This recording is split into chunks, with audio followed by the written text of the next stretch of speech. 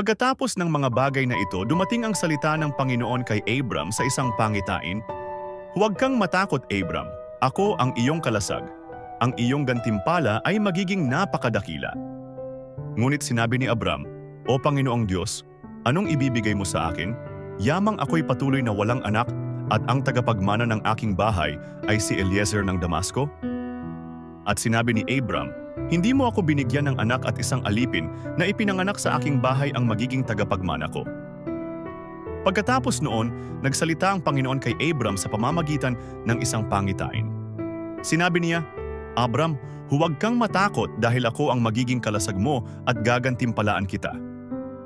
Pero sinabi ni Abram, O Panginoong Diyos, ano po ang halaga ng gantimpala niyo sa akin dahil hanggang ngayon ay wala pa po akong anak?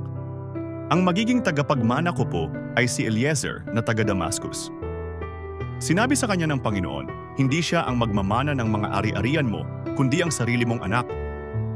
Pagkatapos, dinala siya ng Panginoon sa labas at sinabi, Masdan mo ang mga bituin sa langit, bilangin mo kung makakaya mo. Magiging ganyan din karami ang lahi mo. Nanalig si Abram sa Panginoon, at dahil dito, itinuring siyang matuwid. Sinabi pa niya kay Abram, Ako ang Panginoon na nag-utos sa iyo na lisanin ang Ur na sakop ng mga Kaldeo para ibigay sa iyo ang lupaing ito at magiging pag-aari mo. Pero sinabi ni Abram, O Panginoong Diyos, paano ko po malalaman na magiging akin ito? Sumagot ang Panginoon, Dalhan mo ako rito ng isang dumalagang baka, isang babaeng kambing at isang lalaking tupa na ang bawat isa'y 3 taon ng gulang. At magdala ka rin ng isang inakay na batu-bato at isang inakay na kalapati. Kaya dinala ni Abram ang lahat ng ito sa Panginoon. Pagkatapos, pinaghati-hati niya at inilapag sa gitna ng magkakatapat ang bawat kabiyak. Ang batu-bato lamang at ang kalapati ang hindi niya hinati. Dumadapo sa hinating mga hayop ang mga ibong kumakain ng patay, pero binubugaw ito ni Abram. Nang palubog na ang araw, nakatulog ng mahimbing si Abram at matinding takot ang dumating sa kanya. Pagkatapos, sinabi sa kanya ng Panginoon, Siguradong ang iyong mga lahi ay maninirahan sa ibang bansa at gagawin silang mga alipin doon at pagmamalupitan sa loob ng 800 taon. Ngunit parurusahan ko ang bansang aalipin sa kanila. Pagkatapos, aalis sila sa bansang iyon na dala ang maraming kayamanan. Ikaw naman, Abram, pahahabain ko ang buhay mo at mamamatay ka sa katandaan na may kapayapaan.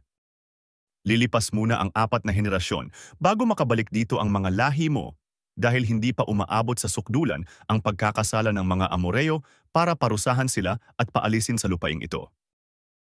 Nang lumubog na ang araw at dumilim na, biglang may nakita si Abram na palayok na umuusok at nakasinding sulo na dumaraan sa gitna ng mga hinating hayop.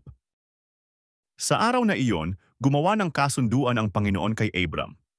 Sinabi niya, Ibibigay ko sa mga lahi mo ang lupaing ito mula sa dulo ng ilog na hangganan ng Ehipto hanggang sa malaking ilog na Euphrates. At ito ang lupain ng mga Keneo, Kenizeo, Kadmoneo, Heteo, Perezeo, Rephaimeo, Amoreo, Cananeo, Hergasio at mga Hebuseo.